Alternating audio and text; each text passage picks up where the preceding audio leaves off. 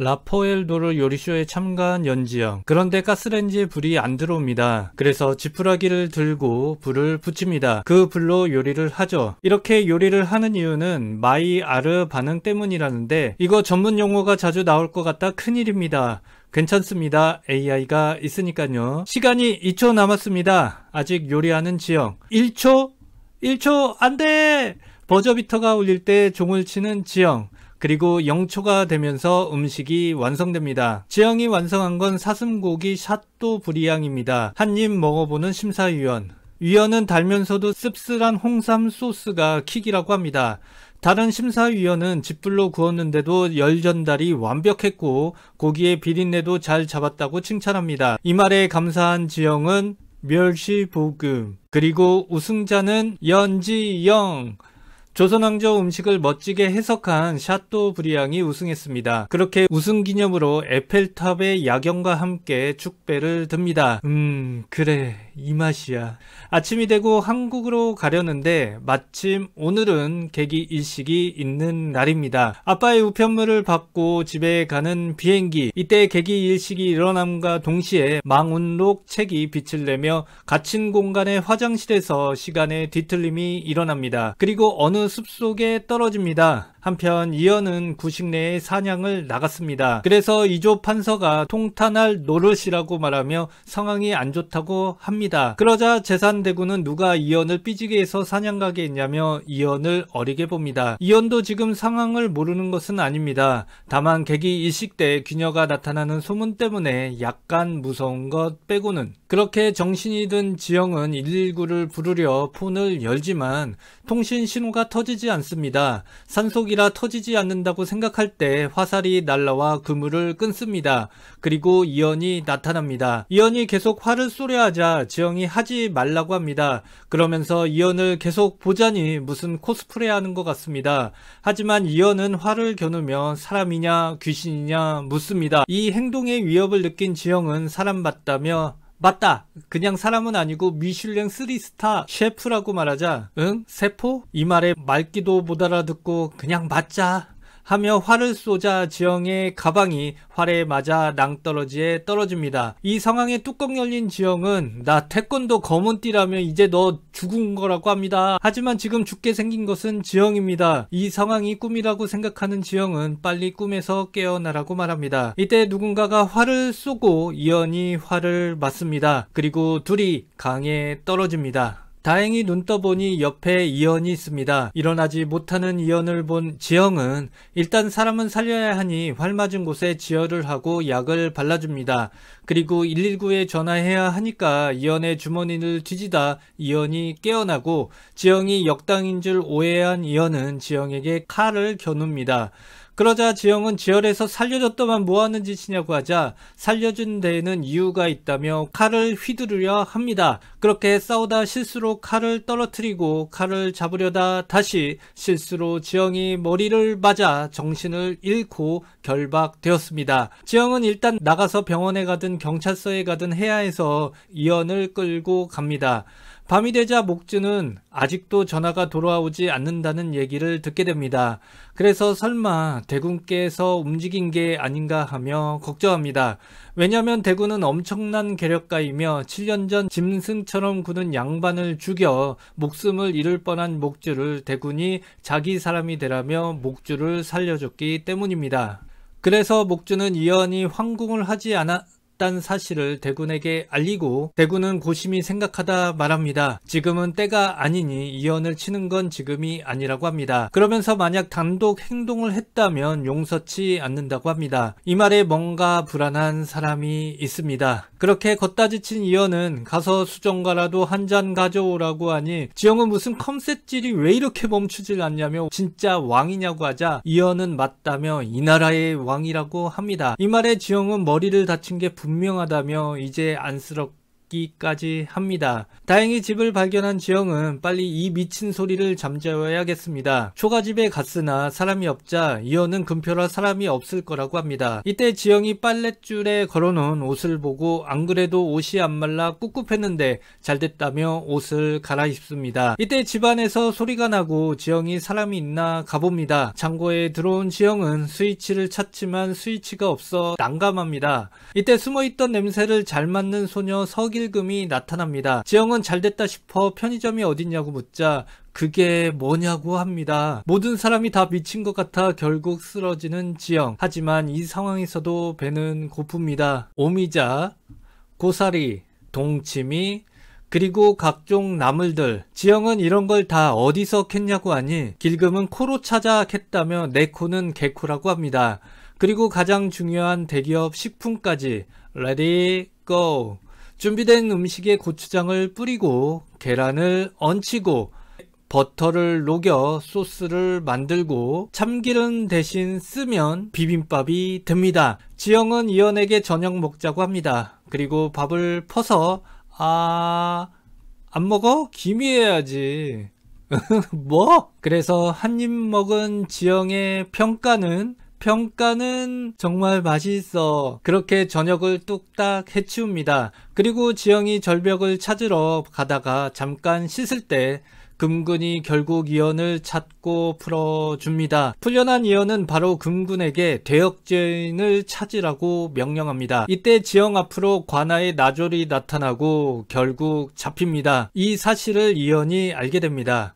관아에 잡혀온 지영은 결국 요리를 하라고 해서 요리를 하려고 하는데 다들 자기가 하고 싶은 것만 해서 요리에 중심이 없습니다. 따로 노는 이유는 간밤에 참모들이 싹 다 도망을 갔기 때문입니다. 이때 아전이 나타나 한영서 높으신 분들이 오신다니 구첩반상을 준비하라고 합니다. 그 높으신 분은 바로 도승지 임송재. 식사 대접에서 트집을 잡아 밥 먹듯이 상을 뒤집는 인물이었습니다. 이번 식사 대접만 제대로 성공하면 풀어주기로 약속받은 지영은 그렇게 메인 셰프가 되어 지휘합니다. 만들 요리는 바로 프렌치풍의 스테이크. 그리고 외칩니다. 오늘의 요리는 스테이크입니다. 스테이크? 하지만 메인 고기가 질겨 난감합니다. 하지만 이 난간을 헤쳐나가야 하기에 생각합니다. 이때 아빠가 보여준 산가 요록과 비슷한 산가 잡방이 생각납니다. 그리고 수비드 기법을 할 묘수를 생각해냅니다. 바로 저온 요리. 이때 임송재가 홍경달이 있는 경기 감영에 도착합니다. 홍경달은 손녀딸의 채용을 피하기 위해 손녀딸을 도주시켰습니다. 수비드 요리를 완성하기 위해선 한지에 기름을 바르고 고기를 잘라 모양을 만든 뒤 다시마를 두르고 그 위에 다시 한지를 감싼 뒤 묵습니다. 그리고 물 온도를 확인합니다. 육질이 가장 부드럽게 익는 온도는 49도에서 55도 사이. 그리고 담급니다. 한편 임송재는 채용할 사람이 없다며 소문 듣고 왔는데 없다고 합니다. 이 말에 홍언욱은 누가 없냐고 하니 관찰사 영감의 손녀딸? 언욱은 지금 무슨 말이냐며 미양이는 어린아이라고 하자 송재는 주상께 바칠 채용이라며 상황 파악이 안 되냐고 합니다. 지영은 저온 요리가 완성되고 고기를 잘라봅니다. 결과는 완벽하게 됐습니다. 하지만 요리가 끝난 건 아닙니다. 겉바속촉을 위해 시어링을 해야 합니다. 결국 요리가 완성되고 나리들에게 식사가 제공됩니다. 임송재가 여기까지 온 이유는 홍경달이 수건 강목주 강한나를 폐하라고 상소를 올려서 채용을 하러 홍경달 집에 온 것이었습니다. 반상이 올라옵니다. 공조 참판이 몇 점 안 된 고기 한 점을 들고선 이 지역에만 흉년이 들었냐며 혹시 안빅락도 하냐고 합니다. 화가 난 임송재는 지금 반상에 고기 덩어리만 보인다며 천박한 오랑캐가 먹는 반상이라고 합니다. 그래서 지영이 끌려 나옵니다. 언욱은 지영에게 음식이 뭐 이따이냐며 화를 냅니다. 하지만 지영은 음식은 먹고 그런 말을 하냐며 먹어보고 말하라고 합니다. 이 말에 흥미를 느낀 송재는 영감보라며 도망친 미양을 보여줍니다. 놀라는 영감. 그러면서 송재는 저 여인의 말에 일리가 있다면 접빈객이 제대로 된 것이라 생각하고 여기서 물러갈 것이나 그것이 아니라면 오늘 밤 손녀딸을 데리고 가겠다고 합니다. 그렇게 한 입 먹은 임송재와 임서웅은 천하일미에 놀랍니다. 놀랄 수밖에 없는 이유는 각기 다른 계열의 아미노산 성분을 특정한 비율로 배합된 바로 MSG 스프를 먹었기 때문입니다. 하지만 임송재는 그냥 흔한 육수라며 자연을 품은 반상이 아니라고 합니다. 이 말에 언욱은 지영을 치라고 말하고 지영이 형을 받으려 합니다. 이때 문이 열리며 이연이 등장합니다. 그러면서 내가 한번 먹어보겠다고 합니다. 그래서 기미를 하는 지영, 그리고 이연도 한 입. 그러자 각성하듯 눈이 뜨이고 손이 떨립니다. 이는 곧 맛의 신세계 환상! 그래서 이연은 도승지에게 저 숙수 지영을 내일 입궁할 때 데리고 가겠다고 말합니다. 이후 홍경달은 임금에게 말합니다. 주상의 권세를 등에 업고 온갖 전횡을 일삼는 궁의 여인과 간신들을 벌해야 한다고 하자 홍경달을 불경제로 함경북도 끝으로 유배해 보냅니다. 한편 가명에 감금되어 있던 지영을 언욱이 풀어줍니다. 그래서 지영은 가방을 찾으러 절벽에 갑니다. 하지만 이내 이연에게 잡힙니다. 지영은 가방을 찾아야 한다며 가방 안에 망운록이라는 책이 있는데 그게 나를 여기 오게 한 것 같다고 합니다. 그래서 가방을 찾아오지만 다시 버립니다. 하지만 간절한 지영은 가방만 찾아주면 모든 거 다 하겠다고 했지만 그래도 궁으로 끌려갑니다. 한편 제산대군은 목주에게 이연이 죽을 뻔한 사실을 알리고 우리 중에 누군가가 단독 행동을 했다고 알려줍니다. 그러면서 이연이 재여미에 대한 궁금증으로 더욱 미쳐가도록 하게 하라고 명령합니다. 한편 거리에선 아이들이 귀녀라고 놀리며 돌을 던집니다.